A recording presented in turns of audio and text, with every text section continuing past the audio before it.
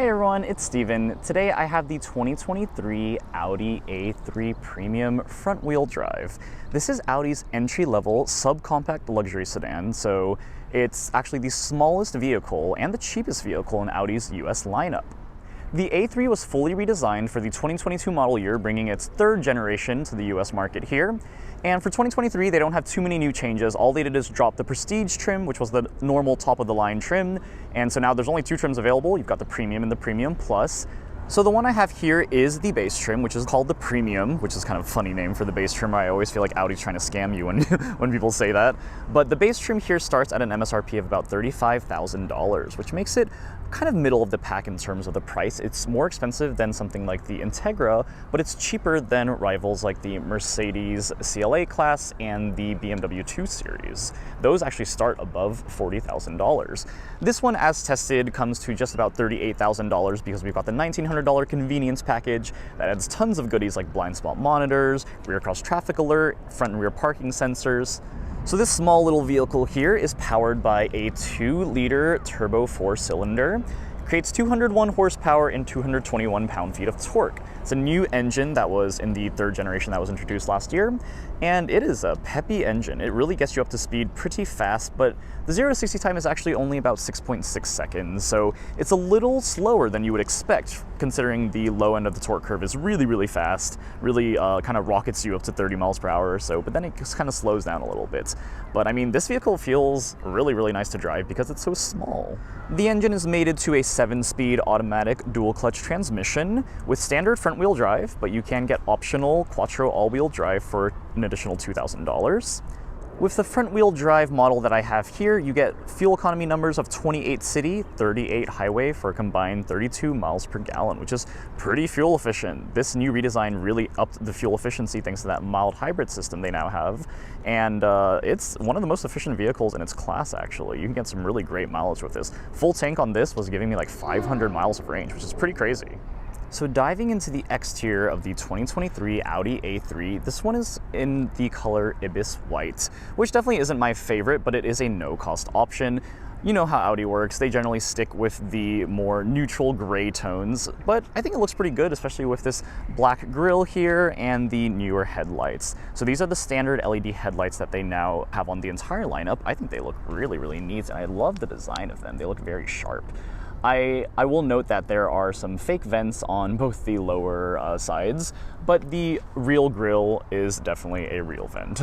So the grille looks pretty good. I don't think it's too boisterous. I think it looks quite good. And I do like the chrome accents. I think it's a pretty neat front fascia in general.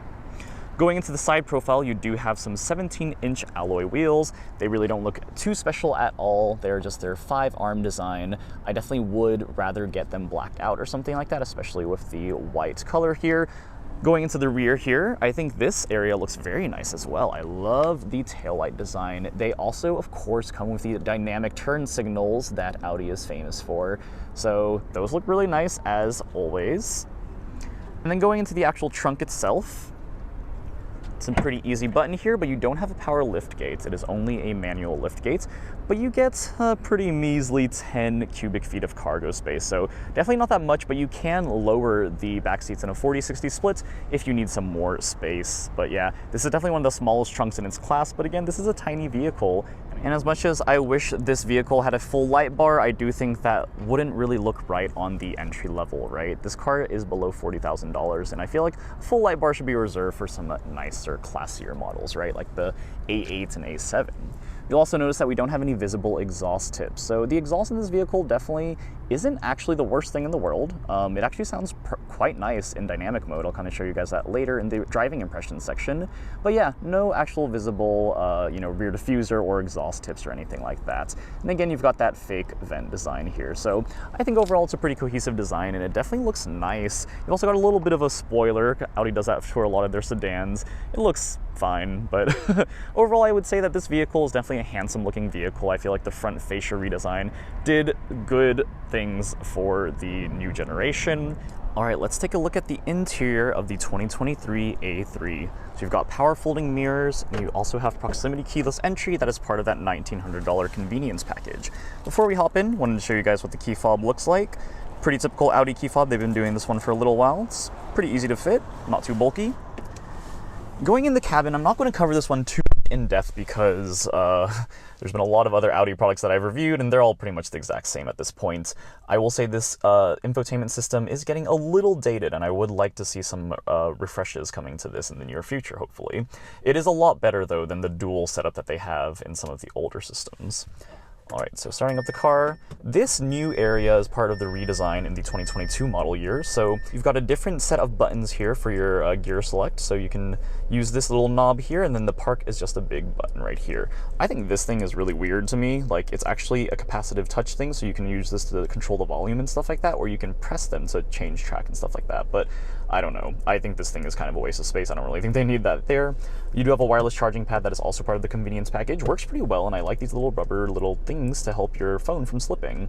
You've also got two USB-C, so no more USB-A on this vehicle, which kind of makes sense.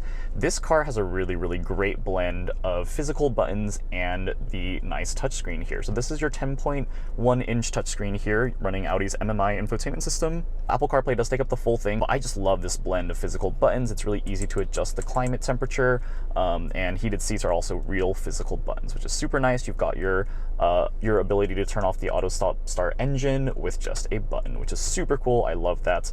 Drive select, you also got a button here. I really will say though that like for drive selects, I really like it when they have the like knob or something like that. I feel like that's what they should have replaced this with personally. You've got the park assist function right here, also part of the convenience package, and then your parking sensors. So looks pretty good. The quality of the rear view camera is really good, as you would expect from Audi products, and no 360 camera is available in this, but I don't think you really need it with such a small vehicle. You can click this to go into the park assist mode, and essentially it will find parking spots for you and stuff like that. So pretty neat little party trick, but I really don't know how many people actually use that in day-to-day life. The actual infotainment system, as you can see, it's very responsive, feels just like a normal touchscreen. Basically, this is a really easy to use system. It's very intuitive, I would say. All the vehicle settings are in this page right here, and it's really easy to configure this thing. I really, really like the Audi infotainment system. I just think it looks a little bit dated, and I would like to see some sort of refresh here. The Apple CarPlay works really, really well, connects instantly every single time. I don't know why my Porsche can't do that too, but I feel like Audi always knocks it out of the park with their technology. I think it looks really, really good and works very, very well. Going into the other digital screen here, this is going to be your 10.25-inch digital gauge cluster. Keep in mind that this is actually not the same thing as a virtual cockpit. That is actually a separate thing that you can get as an upgrade. That's a 12.3-inch fully digital gauge cluster. You'll see it kind of takes over this part if you get that virtual cockpit.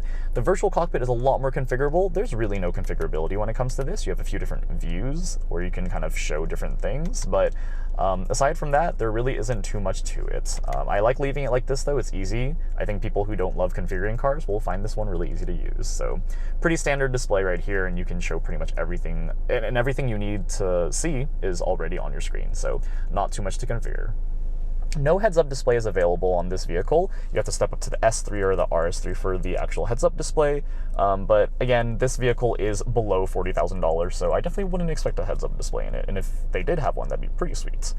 Looking at the actual steering wheel itself, this is a very typical Audi steering wheel. It feels nice, very plush, very firm, and large. I will always say, like, Audi steering wheels are really, really bulky, I feel. And I think some people don't love that. Mercedes does the same thing. But, you know, I think it feels fine. It does feel high quality, and, you know, overall the build in the actual interior just feels very good. Like, everything's furnished well. The buttons are super clicky. It feels very high quality, just as you would expect from Audi. I feel like, you know, some people say that the interior of this car isn't as, I don't know, luxurious as you would expect. You know, Kias and Hyundais are really knocking out of the park in that area. And I mean, I will say that their buttons are probably the biggest differentiation. These buttons just feel much higher quality than you would get in like an economy brand, for example. I will note a personal thing I don't like about this vehicle is that you've got the adaptive cruise control stalk right here, but this car doesn't actually have adaptive cruise control, but it has this distance function. As you can see, when I try to use it, it says that the function has not been purchased.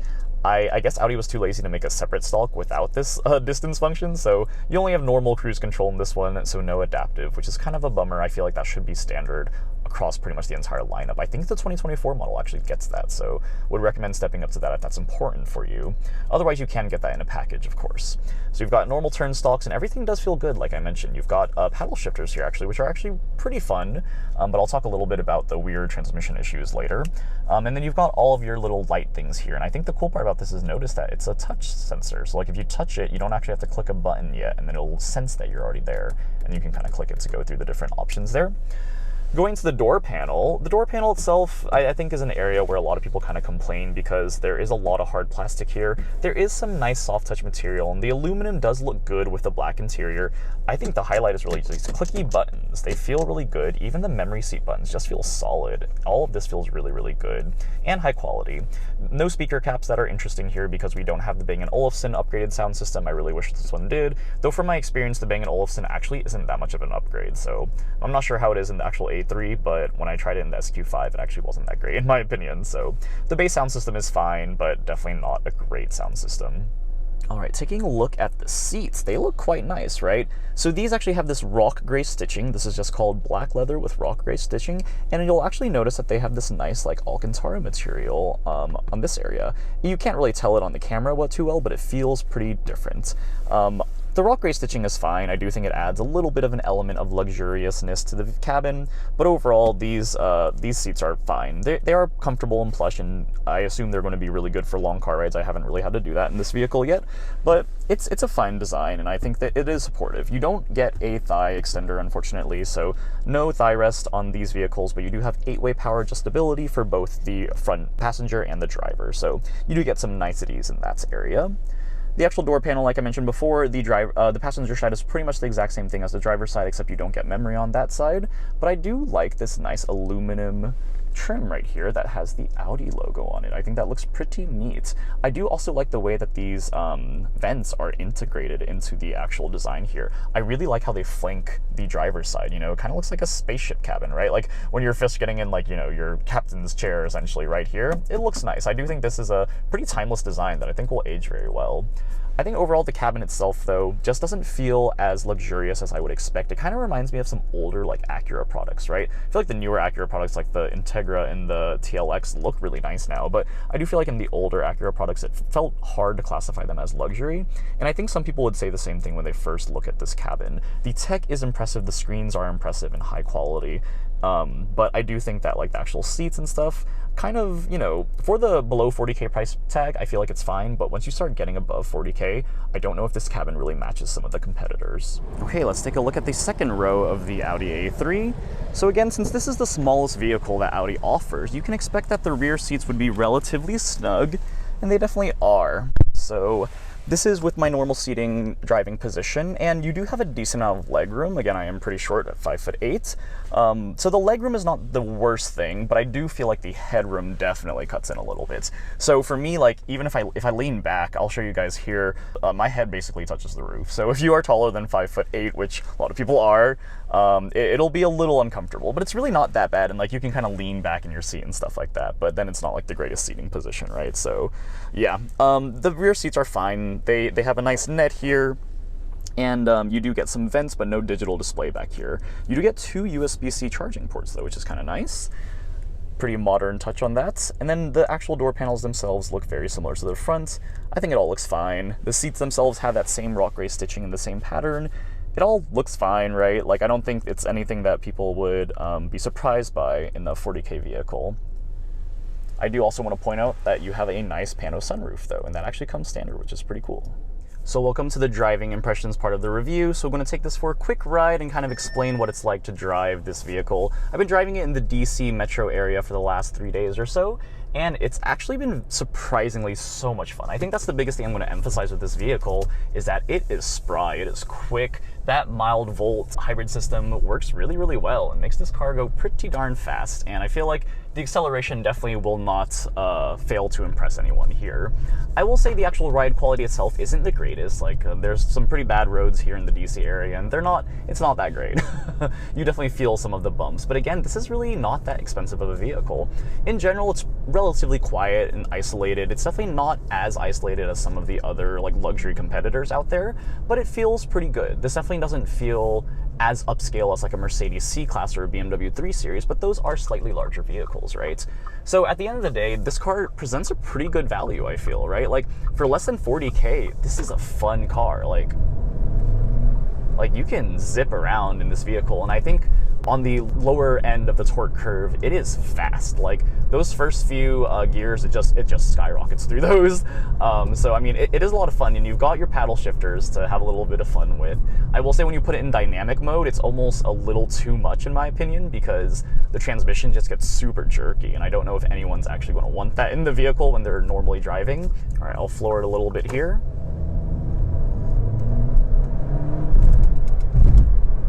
Alright, so that's in dynamic mode, and you can actually hear the engine. I don't know how well the mic is going to pick it up. The sound is quite decent from a small engine that really shouldn't make these sounds.